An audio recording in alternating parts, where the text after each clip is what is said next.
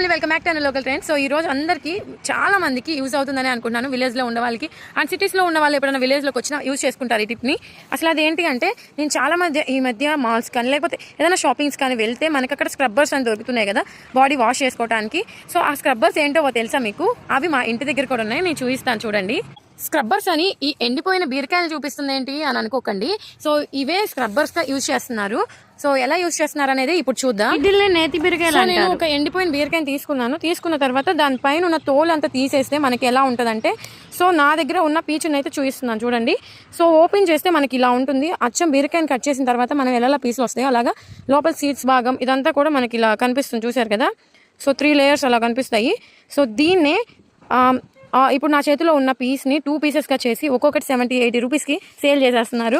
So ఇది చాలా useful అని అనుకుంటున్నాను. మీ అందరికీ యూజ్ అయ్యింది అని అనుకుంటే మాత్రం లైక్ చేయండి, షేర్. మరి ఈ రోజుల్లో మనం అన్ని ఆర్గానిక్గా కావాలనుకుంటున్నాం, అలాంటిది స్క్రబ్బర్స్ ప్లాస్టిక్ లేదా వేరే ఎందుకు యూజ్ చేయాలి? సో న్యాచురల్గా ఇదే యూజ్ చేసుకోండి. నాకైతే నిజంగా చాలా బాగా నచ్చింది. ఒక్కసారి యూజ్ చేసిన తర్వాత ఇది మెత్తగా మారిపోతుంది, అప్పుడు మనకి చాలా కంఫర్టబుల్గా అనిపిస్తుంది. ఇంకా మీకు నచ్చితే like, share, subscribe. Okay, bye.